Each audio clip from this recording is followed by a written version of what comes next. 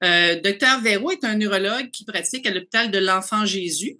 Il a fait sa formation à l'Université Laval, mais a également fait une formation supplémentaire, un fellowship à Paris sur la neurovasculaire et il pratique à l'Enfant Jésus depuis 2003. Il a fait également beaucoup de recherches cliniques et plusieurs publications à son nom. Alors, sans plus tarder, Docteur Véro, on vous donne la parole pour cette conférence qui se veut des plus intéressantes. Merci beaucoup, Dr. Dion. Alors, je vais partager mon écran. Euh, Vous allez me dire si vous voyez ma présentation. On la voit. Merci. Alors, écoutez, j'ai quand même passablement de matériel. On va essayer là, de passer au travers. Merci beaucoup, Dr. Dion, pour l'introduction. Alors, allons-y. Euh, Je vais juste m'assurer que je peux définir. Voici mes divulgations de conflits d'intérêts potentiels. En fait, mon seul fait d'arme ici pour vous présenter ce midi, c'est que je suis fier de ça. Notre équipe de recherche en neurologie vasculaire, l'Hôpital Enfant Jésus, a participé à l'essai clinique Annexai. Et humblement, nous avons randomisé un patient, mais nous en sommes très fiers. Donc, je remercie toute l'équipe de recherche neurovasculaire ainsi que tous les patients qui ont participé à l'essai clinique Annexai, dont notre patient, que je suis encore d'ailleurs. Et puis, je reçois des honoraires là, comme conférencier aujourd'hui. Merci. Euh, je pense que c'est important, là, on va parler beaucoup de l'utilisation de l'Andexanet alpha aujourd'hui, mais il y a une mise en garde là, qu'on n'encourage pas l'utilisation des produits dans toute autre indication que celle mentionnée dans la monographie du produit de l'Andexanet alpha. Euh, Aujourd'hui, là, la conférence a été annoncée comme, si on veut, là, faisant partie d'un programme là, où les objectifs sont les suivants: reconnaître les hémorragies potentiellement mortelles reliées à l'inhibiteur du facteur 10A, neutraliser les inhibiteurs du facteur 10A en présence d'hémorragies potentiellement mortelles, comme une hémorragie intracrânienne ou une hémorragie gastro-intestinale, et réinstaurer un inhibiteur du facteur 10A si et lorsqu'il est approprié de le faire. Je vais vous dire que concrètement, on va surtout se concentrer sur le deuxième objectif euh, aujourd'hui. Voici en fait les membres du comité là, qui ont monté le programme. Euh, si on veut la mise en contexte de la présentation aujourd'hui, c'est que depuis la venue des anti-10A sur le marché, eh bien, de plus en plus, ils sont utilisés comme agents anticoagulants oraux. Voici ici, en fait, c'est un registre là, européen qui regroupe plus de 11 000 patients en Suisse et en Norvège, où on voit clairement en 2013 et 2019 l'augmentation progressive de l'utilisation des AOD ou des anti-10A, plus précisément, avec en fait et ce qui fait que on a maintenant à peu près 20% des patients qui se présentent avec des hémorragies intracrâniennes qui sont sous AOD. Alors, qu'en est-il des patients qui font une hémorragie intracérébrale en lien avec l'utilisation d'un AOD? Eh bien, il y a quand même de la morbidité et de la mortalité significative en lien avec cela. On dit que chez les patients qui font une hémorragie intracrânienne associée à la prise d'un AOD, 65% des patients ont une morbidité, là, en fait, modérée à sévère, c'est-à-dire un score là, de 3 à 5 sur l'échelle modifiée de Rankin à 3 mois. Et la mortalité à 30 jours, en fait, associée à ce type d'hémorragie sous AOD, va jusqu'à 50%. Donc, c'est un problème significatif, c'est-à-dire que il y a une morbidité, une mortalité significative associée à cette problématique rencontrée en clinique. Il y a par contre de l'espoir. En fait, l'expansion du volume de l'hématome est un prédicteur connu de mauvais pronostics dans l'hémorragie intracrânienne. En fait,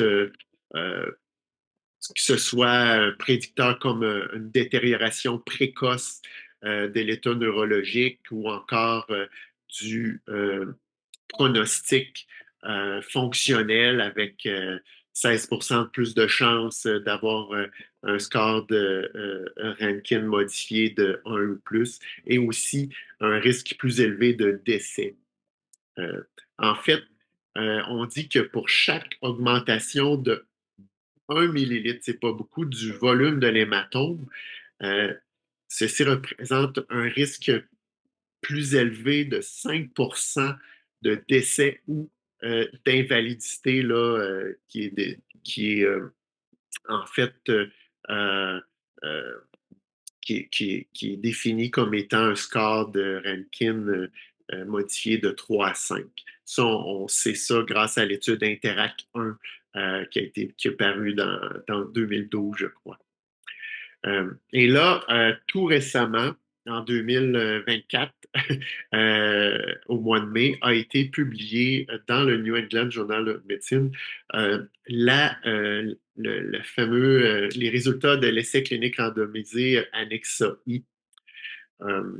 Et c'est ce sur quoi on va se pencher aujourd'hui de façon plus approfondie.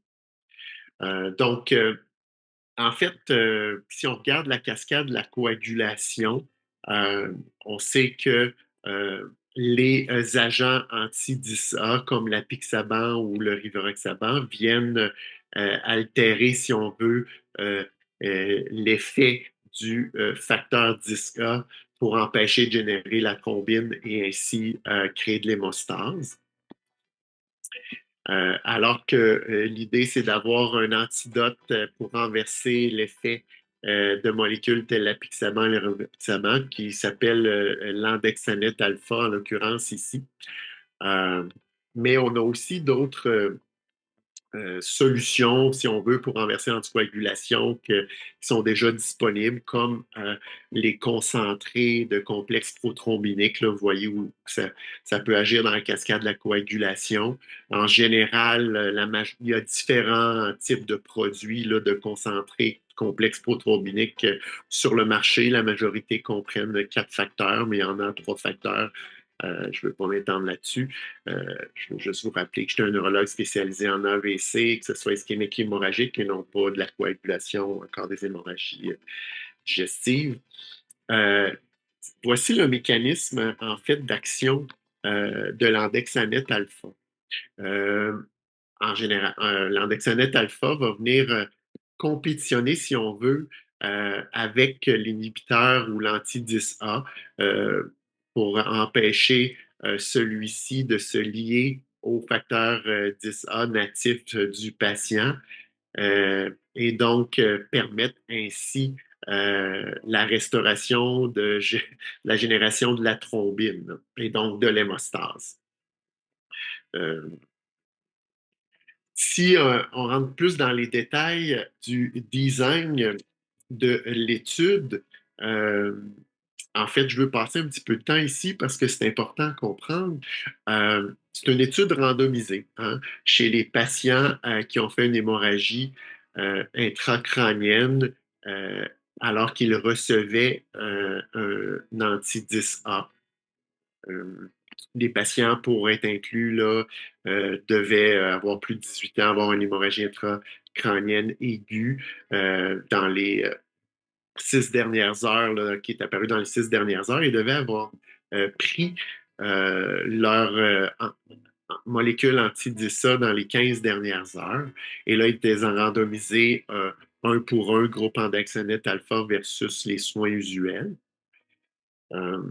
Et Ici, ça c'est important de comprendre, l'issue primaire dans l'étude, c'est, si on veut, de l'hémostase, une hémostase efficace à 12 heures post-randomisation qui était définie par un ensemble de 3 critères.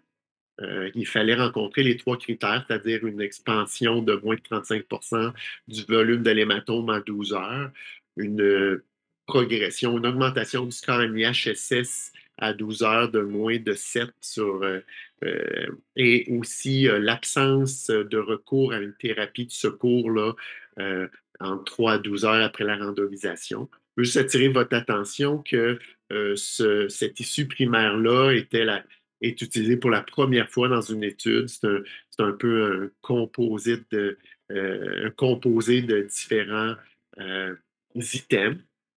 Il y avait aussi là, un paramètre d'efficacité secondaire qui était le changement là, par rapport au taux d'activité de l'antidissa initial, puis au moment du nadir de l'activité de l'andexanet alpha dans les premiers 2 heures de la randomisation. Bien entendu, il y avait aussi des paramètres de sécurité, là, notamment les événements thrombotiques à 30 jours et la mortalité à 30 jours. Ce que vous devez comprendre aussi, c'est que, puis ça, des fois, quand on regarde non, la population de l'étude, les N changent, c'est parce que l'étude, il y avait une analyse intérimaire qui était planifiée et lorsque celle-ci a été effectuée, il y avait 452 patients qui ont été étudiés et en fait, les résultats ont été positifs en faveur du groupe Andexanet alpha pour le paramètre d'efficacité primaire sur l'hémostase à 12 heures. Et dans ce contexte-là, on a stoppé l'étude, mais il y avait d'autres patients qui avaient été inclus dans celle-ci, là, le nombre total étant 530, mais dans l'essai, dans la publication sur le paramètre d'efficacité, on a étudié 452 patients. Donc ça, c'est le one-pager du New England que j'aime bien. C'est très graphique et là, on voit le type du design de l'étude que je viens de parler. En fait, c'est une étude randomisée, mais euh, les investigateurs, comme nous, quand nous avons randomisé un patient, nous étions au courant du traitement que le patient a reçu. Seulement, l'analyse de données a été faite à l'aveugle. Euh, Ensuite, comme mentionné, les patients devaient avoir fait une hémorragie intracrânienne dont le volume était entre 0,5 et 60 cc, puis devaient avoir reçu leur molécule inhibitrice du facteur 10A dans les 15 dernières heures. Voici l'allocation au traitement. Il y avait 2 doses d'andexanet alpha. La dose, on va dire, standard, normale, puis la dose élevée, versus les soins usuels. Et puis, ça, c'est la définition du paramètre d'efficacité primaire là, que j'ai parlé tout à l'heure. Et la population, en fait, globale dans l'étude, c'était 530 patients adultes avec une moyenne d'âge de 78,9 ans, puis un peu 54 d'hommes et 46 de femmes. La randomisation était en Dexanet alpha versus soins usuels, mais je veux que les gens comprennent bien ici que la dose d'andexanet alpha n'était pas randomisée. Et ça, c'est important de comprendre ça. Donc, il y avait différents paramètres là, qui allaient, si on veut, décider de la dose d'andexanet alpha qui allait être administrée aux patients, notamment le type euh, d'antidissa qu'il recevait, la posologie de l'antidissa qu'il recevait et aussi le temps depuis la dernière prise de sa molécule antidissa. Si ça faisait plus que 8 heures, le patient recevait la dose faible ou la dose standard d'andexanet alpha. Alors, vous voyez, puis le patient recevait la médication, la dose standard, là, vous avez la recette ici, 400 mg en bolus sur 15 minutes, puis ensuite une perfusion qui durait 2 heures, ou la dose élevée qui était le double, milligrammes comme bolus, puis ensuite une perfusion pendant 2 heures. Juste aussi attirer votre attention que les soins usuels, qui est le comparateur dans l'étude d'annexe AI, on n'a pas la description de ça et ça pouvait consister en n'importe quel traitement, même incluant aucun traitement autre que seulement que les patients n'ont pas reçu l'andexanet alpha qui était initié dans les 3 heures suivant la randomisation. Alors, ça, c'est le fameux, si on veut, tableau là, du New England qu'on aime bien voir dans la publication sur les caractéristiques de base des patients inclus dans l'étude. Et ça, voici, c'est la déclinaison, là. C'est le même tableau, mais en couleurs différentes. C'est juste qu'on est habitué là, aux fameuses figures du New England.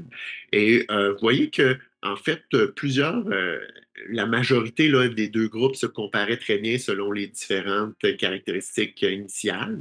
Vous voyez concrètement, quand on parle de 452 patients, il y avait 224 patients dans le groupe Andexanet alpha, puis 228 dans les soins usuels. Euh, Seulement que il y avait un petit peu plus de patients avec fibrillation auriculaire dans le groupe traité qui ont reçu l'Andexanet alpha. Euh, Puis, l'autre chose que je veux mentionner, c'est que les caractéristiques là, de base des patients dans l'XAI se comparent de façon, si on veut, similaire là, aux autres registres euh, contemporains sur l'AVC ischémique, hémorragique plutôt, là, dans le monde, comme celui que je vous ai présenté en entrée de jeu. Euh, Ici, vous allez voir, je ne veux pas rentrer trop dans les détails, mais voyez intracérébral bleed, là, vous allez dire, c'est une étude qui porte sur les hémorragies intracérébrales. Pourquoi que juste aux alentours de 90% des patients qui ont des hémorragies intracérébrales? En fait, c'est que à l'origine, dans l'étude, on pouvait rentrer les patients qui avaient une hémorragie intracrânienne, donc on incluait aussi les hématomes sous-duraux comme site primaire de saignement ou encore les HSA, mais il y a eu un amendement assez rapidement où les hémorragies intracérébrales devaient être le site primaire, le site principal de l'hémorragie, même s'il pouvait y avoir une composante là, d'hématome sous-dural ou encore d'HSA. C'est pourquoi là, les chiffres ici ne sont pas près de 100%. Euh, Puis l'autre chose, c'est que dans le groupe traitement d'Exanet alpha, près de 70% des patients ont reçu la dose standard.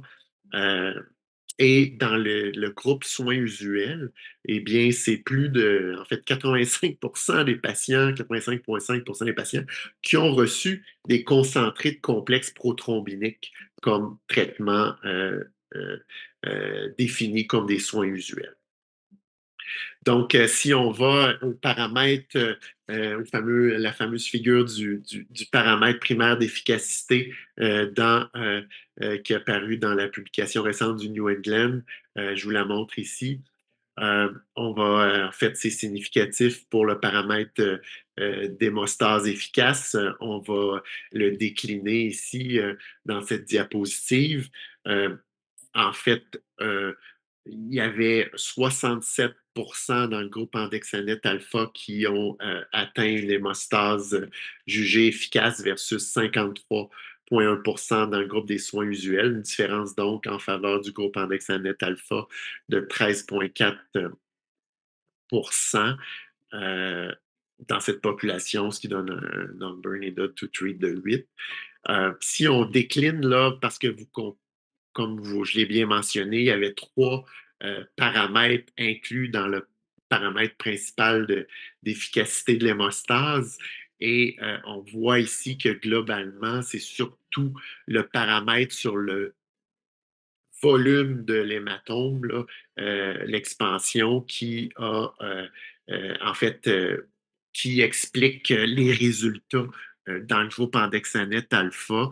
Euh, Alors que les autres paramètres, il y avait très peu de différence entre les deux groupes, que ce soit le changement sur le score, l'échelle du score NIHSS de moins de, en fait, de 7 ou moins versus le recours à une thérapie de secours, là. Donc, on voit que les résultats sont en vaste majeure partie dus à une moins grande progression, en fait, ou du volume de l'hématome, là.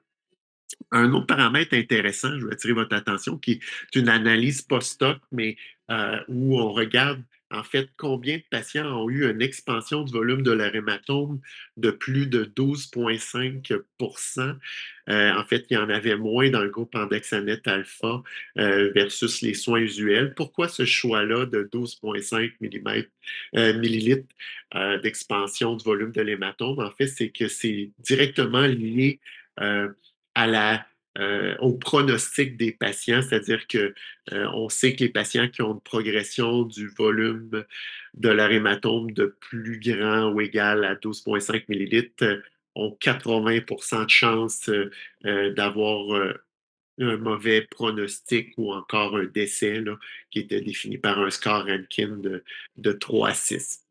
Donc, c'est intéressant.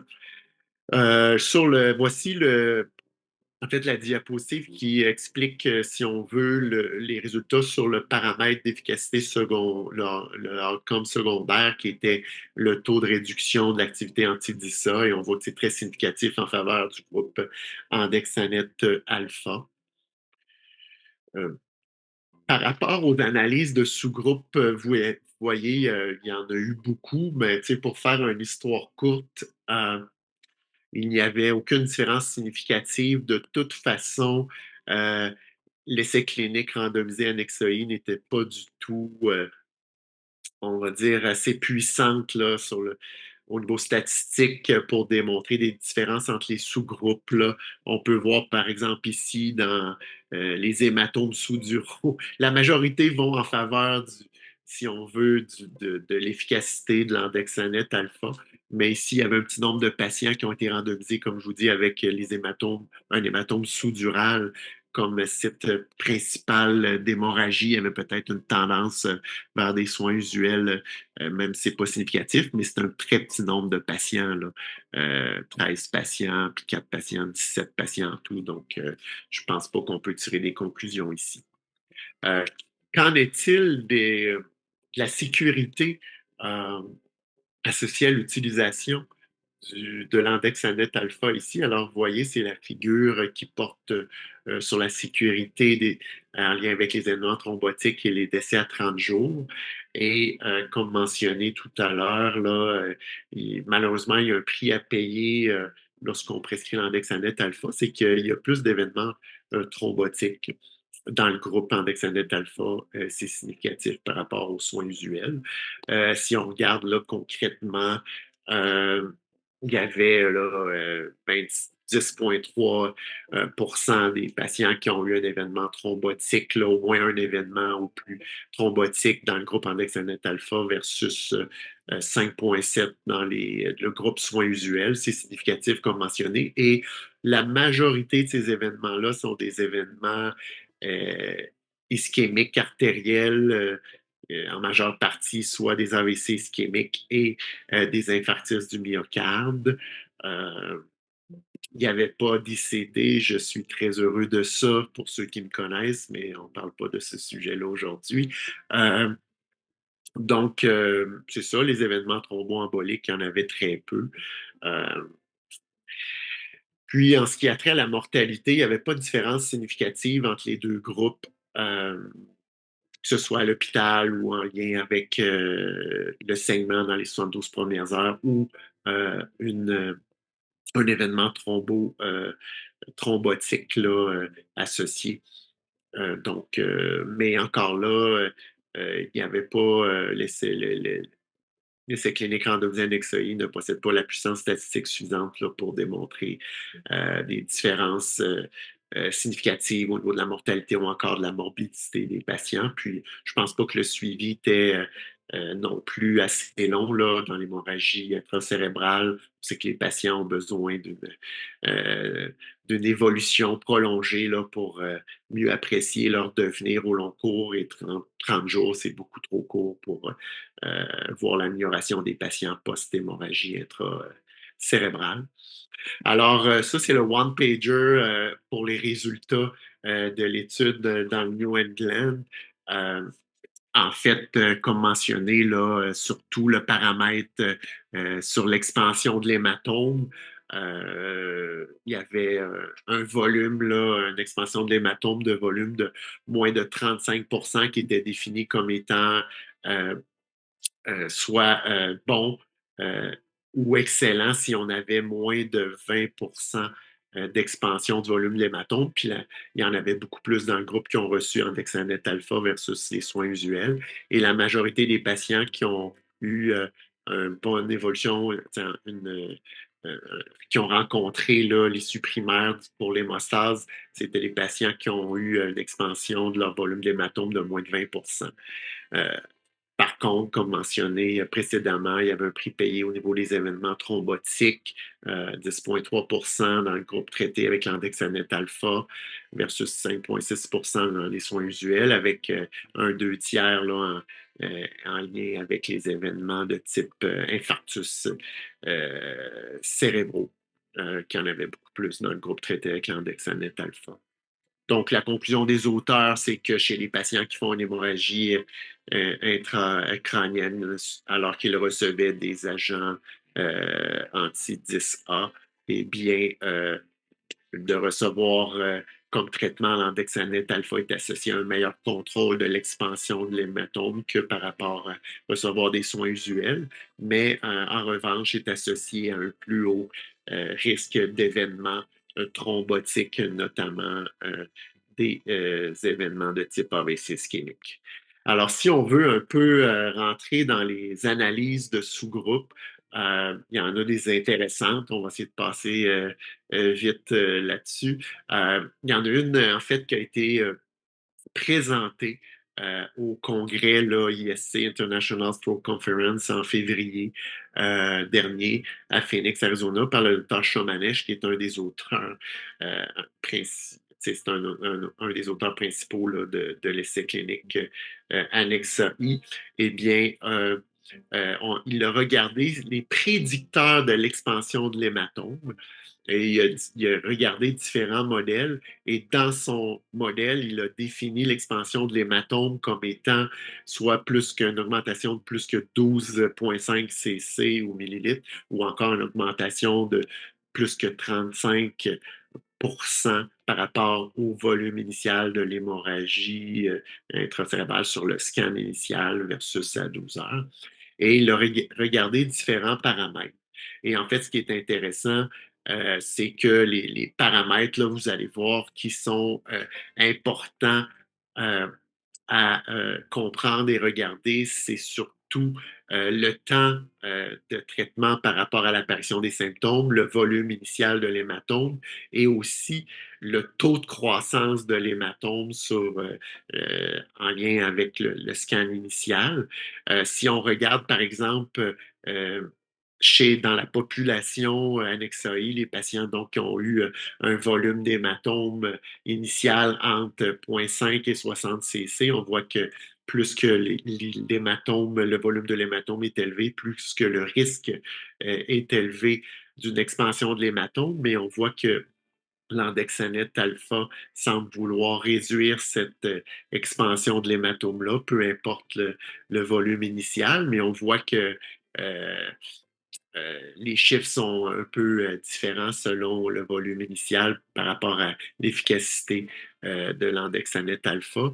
Même chose en lien avec un autre paramètre, c'est le paramètre en lien avec le délai depuis l'apparition des symptômes, c'est-à-dire que plus le patient se présente rapidement avec son hémorragie intracrânienne, plus il a de risque d'avoir une expansion de l'hématome et plus il se présente tardivement, moins que ce risque-là est élevé. Et vous voyez ici la déclinaison selon les deux groupes en lien avec le délai on va dire, de présentation du patient par rapport à l'apparition de ces symptômes. Et le dernier facteur qui est intéressant parce que ça regroupe les deux, c'est-à-dire le volume, c'est le taux de croissance de l'expansion, euh, ou en fait du volume de l'hématome, c'est le volume initial divisé par le temps en millilitres par heure. Et on voit aussi là que c'est directement proportionnel euh, selon l'expansion en fait du volume d'hématome est directement proportionnelle selon cette variable-là. Mais par exemple, si on prend qu'un patient qui avait un taux de croissance de son hématome là, initialement de plus grand ou égal à 11,4, ben, on regarde que s'il reçoit les soins usuels, il y avait presque 60% de chances d'avoir une progression de l'hématome. Donc, c'est intéressant là, à considérer. Bien entendu, ce sont tous des explorations là, post-hoc des données de l'étude NXAI. Mais si on regarde ça, c'est en utilisant justement le taux de croissance du volume de l'hématome, on voit selon différents taux de croissance le number needed to treat là, pour réduire l'expansion du volume de l'hématome. Donc, dans les différents, c'est 8 ou 9, mais si le patient avait un taux de croissance très élevé de son hématome, on obtient 4, donc c'est intéressant. Alors que les événements thrombotiques à 30 jours n'étaient pas du tout influencés par les paramètres qui sont prédicteurs de l'expansion de l'hématome. Donc, c'est très intéressant ici. Euh, donc, globalement, si on regarde cette sous-analyse, vous voyez un number needed to treat là, aux alentours de 7-8 pour et le number needed to harm, c'est-à-dire pour avoir un événement thrombotique à 30 jours était de 26. Alors, selon les facteurs prédictifs de l'expansion du volume de l'hématome. Un autre sous-analyse que je veux aborder, qui est intéressante, qui a été présentée au dernier congrès de l'ISOC de l'AVC européen en Suisse.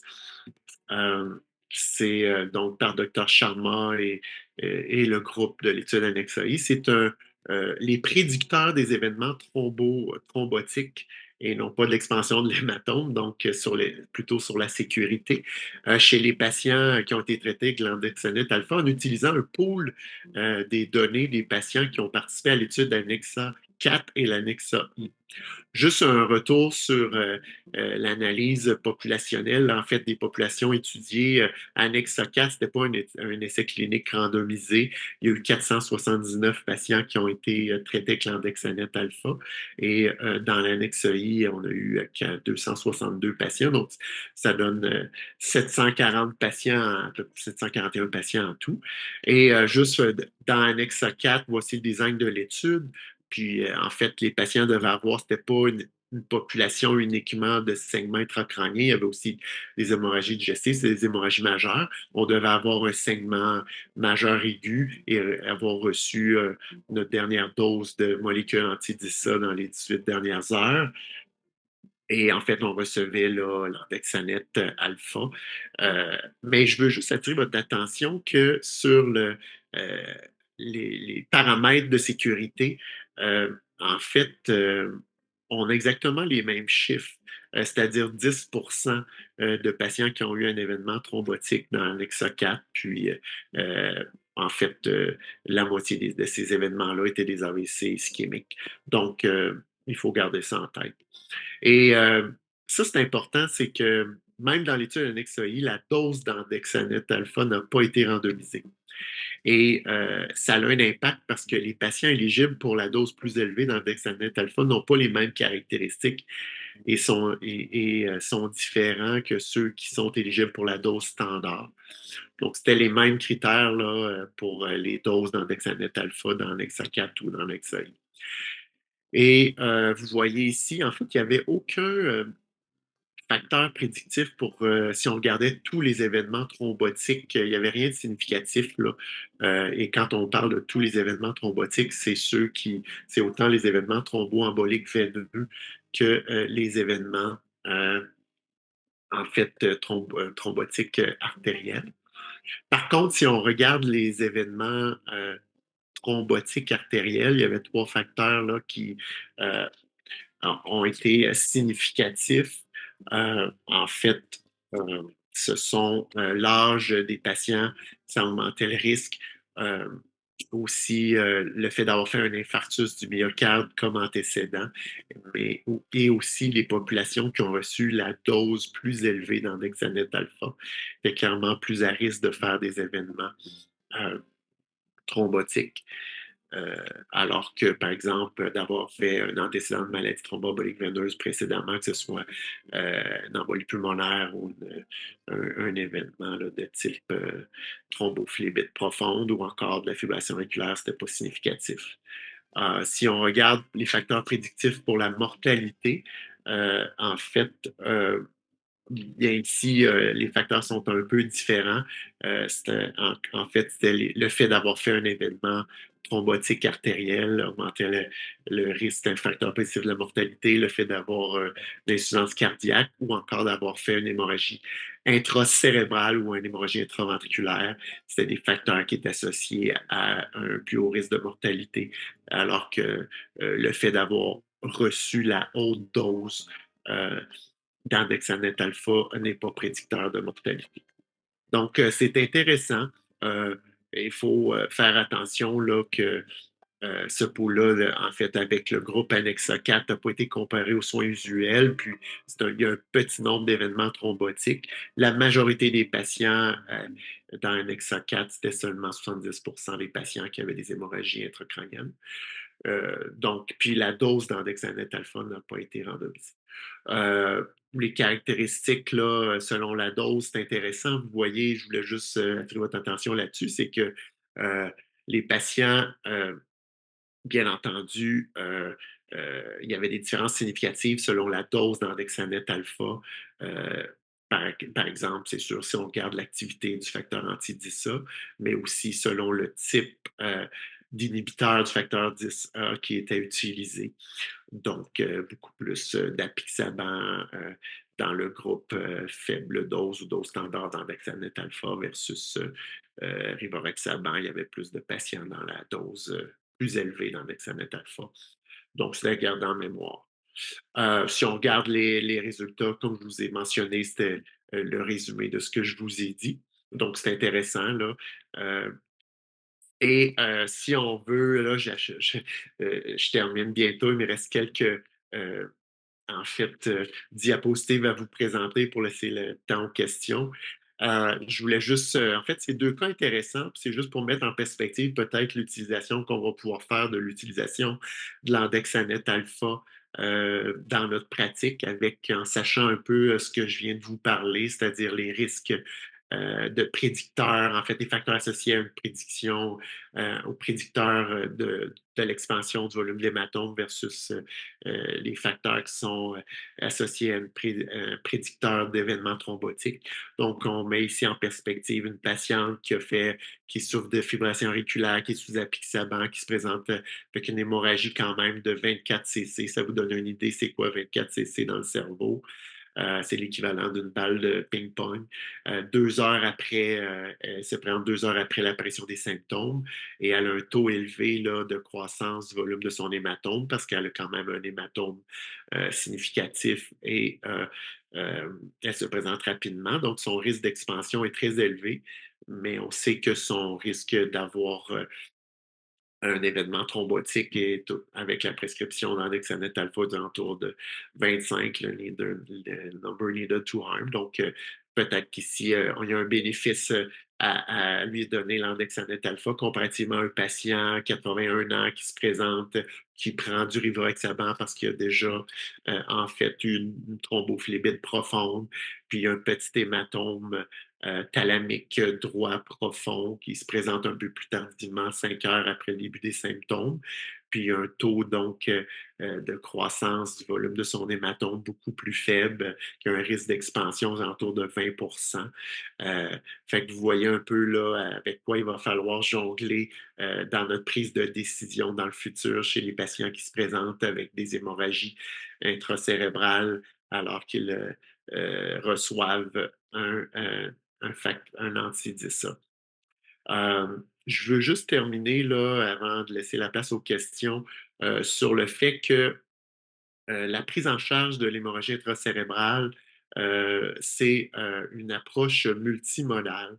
Euh, on a de plus en plus d'études là, dans les derniers 6 à 12 mois sont présentées, publiées et avec des résultats positifs enfin pour changer la donne chez les patients victimes d'hémorragie intracérébrale pour améliorer le pronostic de ces patients-là.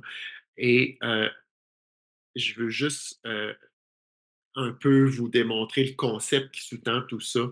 C'est que ici, on a parlé là, de la thérapie hématologique ou de la thérapie hémostatique, mais ce n'est qu'une simple portion du traitement que l'on peut offrir aux patients qui sont victimes d'une hémorragie intracérébrale, qu'ils soient sous AOD ou pas. Le contrôle de l'hypertension artérielle est très important. C'est un facteur qu'on n'a pas du tout abordé euh, dans l'essai clinique annexe AI. On sait que la tension artérielle moyenne systolique était aux alentours de 160 dans les deux groupes, mais on n'a pas agi là-dessus. Puis, il y a des études aussi qui démontrent l'efficacité d'une intervention chirurgicale chez les patients qui se présentent avec hémorragie intracérébrale récemment. Donc, c'est une combinaison, une approche multimodale de différentes interventions qui va améliorer le devenir des patients avec hémorragie intracérébrale. Il faut garder ça en tête. Et donc, quand un patient se présente, on fait le scan, on voit l'hémorragie. Le patient prend-tu un agent anticoagulant? Oui, on va essayer de renverser le plus rapidement possible avec un antidote le plus spécifique possible. Euh, euh, L'effet de cet agent anticoagulant oral-là, mais on va aussi essayer, si le patient a une tension artérielle élevée, de contrôler sa tension artérielle. Donc, c'est important de comprendre ça et ça, tout ça le plus rapidement possible parce qu'on voit que la croissance du volume de l'hématome est en lien directement proportionnel avec le temps. Donc, time is brain, ça, ça s'applique aussi à l'hémorragie intracérébrale. Donc, pour conclure, chez les patients avec hémorragie intracérébrale qui recevaient un agent inhibiteur du facteur 10A, l'andexanet alpha amène un meilleur contrôle de l'expansion de volume de l'hématome en comparaison aux soins usuels, mais en revanche est associé à un taux plus élevé d'événements thrombotiques incluant les infarctus cérébraux. La thérapie hémostatique, par contre, n'est qu'une facette de l'approche multimodale préconisée dans le traitement des hémorragies intracérébrales présentement. Donc, merci de votre attention. Euh, Question? Alors, merci beaucoup pour cette excellente présentation, Dr. Véro. Le temps est respecté, fait que ça va nous laisser quand même amplement de temps pour répondre aux questions. J'ai quelques questions de l'audience. Premièrement, concernant les ACV qui sont survenus après le renversement, quel est le délai de survenue de ces ACV-là en moyenne et est-ce que le diagnostic était un diagnostic clinique ou si c'était un diagnostic sur CT et ou IRM? Une excellente question. Euh, En fait, un diagnostic d'AVC, ça prenait une imagerie cérébrale, soit un scan cérébral ou un IRM cérébral, donc c'était confirmé par imagerie cérébrale. Euh, Mais en fait, c'est survenu là, euh, en fait, dans les 30 jours suivant l'événement. Je pense que j'ai pas la déclinaison, là, mais je pense qu'il y a eu 24. J'ai la déclinaison des événements thrombotiques dans le temps, mais j'ai pas celle des AVC, malheureusement. Mais juste pour faire une histoire courte, je pense que 24 événements thrombotiques sont survenus dans les 5 premiers jours, puis genre 13 ou 15 événements thrombotiques entre le jour 5 puis le jour 30, mais c'est à prendre un peu avec un grain de sel. Là. Ouais, c'est ça que Alors, je peux dire. autre question de l'audience, peut-on traduire l'effet bénéfique de l'andexanet alpha sur le volume de l'hématome en fonction de l'amélioration du score de Rankin. Entre autres mots, est-ce que le bénéfice versus les inconvénients se traduit par une augmentation de la qualité de vie? Ben, la réponse est non. On peut juste extrapoler, mais dans l'essai clinique Nexa-I, l'étude n'était pas assez puissante pour démontrer un effet sur la réduction de la morbidité associée à l'hémorragie intracérébrale et il n'y avait aucune différence significative sur l'échelle du score modifié Rankin entre le groupe de soins usuels et le groupe traité à l'andexanet alpha. Question, peut-être que vous avez discuté dans des congrès de neurologues. Là. Quelle est l'hypothèse pour expliquer l'excès d'effets thrombotiques avec l'andexanet alpha? Est-ce qu'il y a des hypothèses présentement qui circulent? Ben oui, en fait, il y en a quelques-unes, mais c'est très à ce titre-là, on spécule. Euh, on pense notamment peut-être que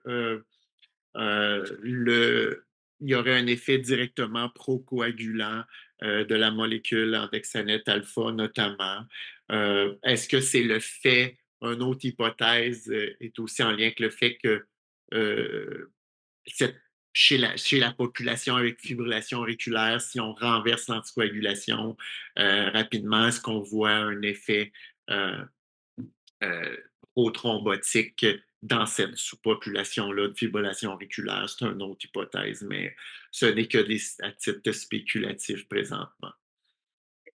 On a beaucoup de questions qui nous arrivent dans le chat sur le prix. Est-ce que vous savez, avez une idée sur quel sera le prix, puis est-ce qu'il y aura des prix différents dans les hôpitaux? Est-ce qu'il y a un remboursement si la molécule vient échue, etc.? Bon, c'est une bonne question. En fait, ce que je peux dire par rapport à ça, c'est que, bon, moi ici, c'est pas moi qui s'occupe de ça, mais la molécule actuellement, elle est disponible au Québec, au Canada. Euh, je comprends que le fournisseur, de ce que j'ai compris, s'embourse, en fait, on s'entend pour rembourser les doses non utilisées.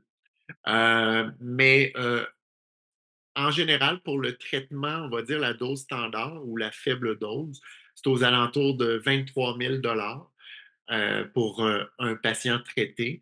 Et pour la dose élevée, ça tourne plus aux alentours de 41 000. C'est ce que j'ai comme notion. Est-ce que vous savez si au Québec, on fait un peu à part, dans le sens, est-ce que c'est ailleurs dans le monde, ailleurs en Amérique du Nord, est-ce que c'est utilisé maintenant et est-ce que il y a des protocoles ou est-ce qu'on est un peu retardataire?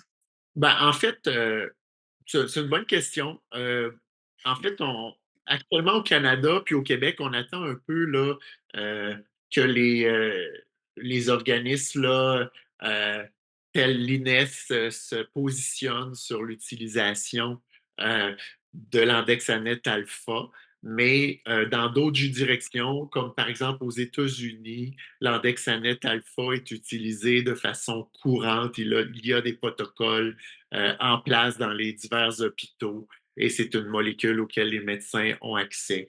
Je pense que prochainement, je suis optimiste et confiant qu'on va pouvoir aussi avoir accès au Québec et au Canada à cette molécule-là prochainement, mais on attend que l'INES et l'équivalent de l'INES au Canada, dont j'oublie le nom, là, se positionnent. C'est un peu ça.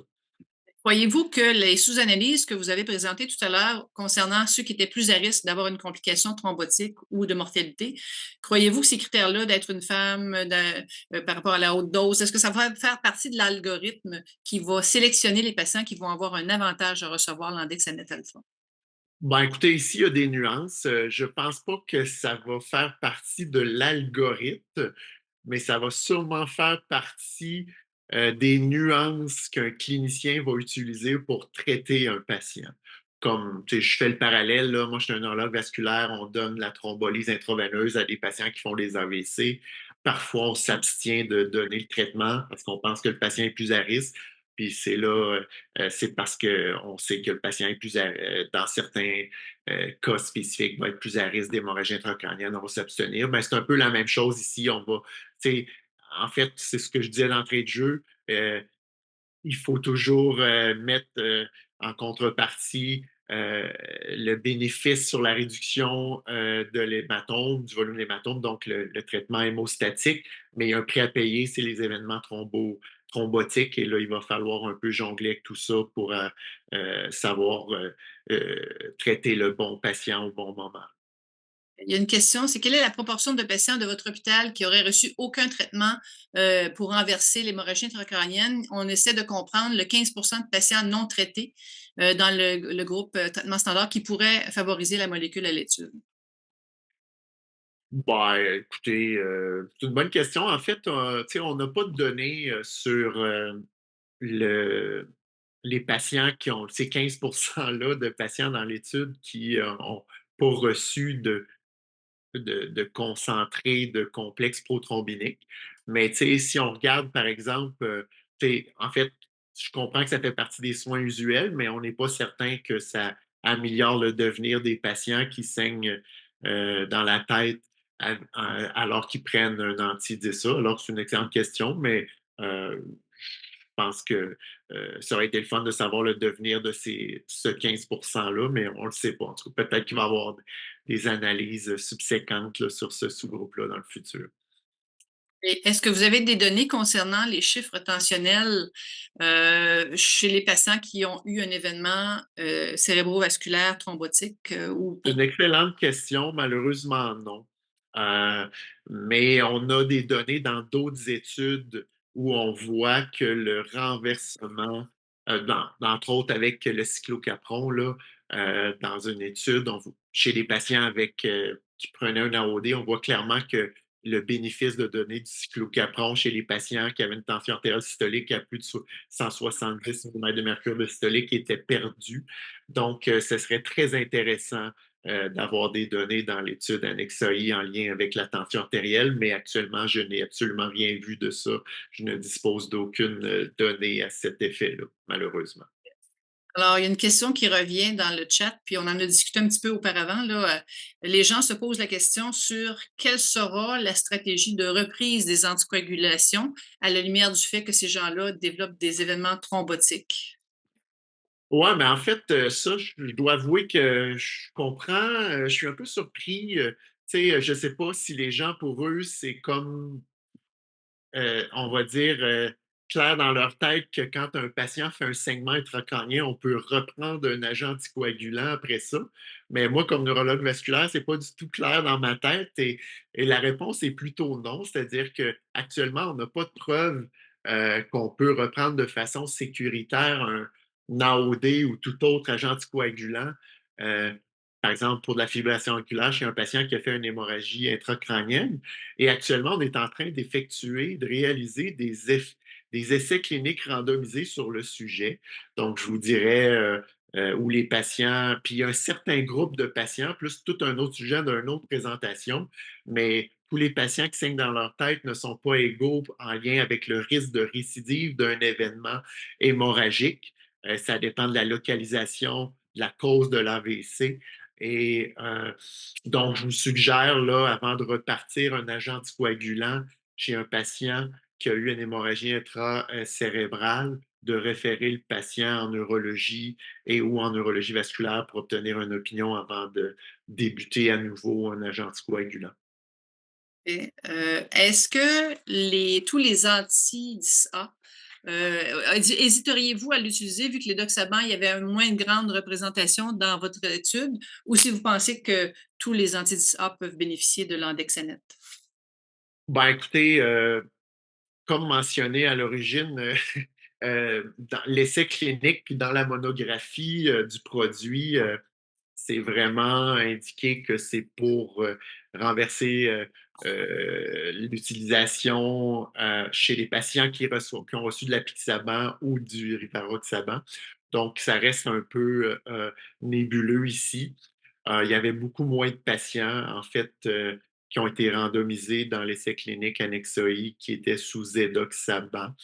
Mais concrètement, si j'ai la molécule disponible face à un patient, si je juge qu'il y a un bénéfice à renverser l'anticoagulation, je vais utiliser la molécule appropriée pour le faire au besoin. Question très personnelle. Vous êtes de garde ou vous êtes impliqué dans une décision. Votre parent arriverait à l'urgence avec une hémorragie intracrânienne et qui aurait les critères de l'étude annexe AI. Vous n'hésiteriez pas du tout à le renverser, même si le risque d'événement thrombotique, il y a un excès versus le groupe standard.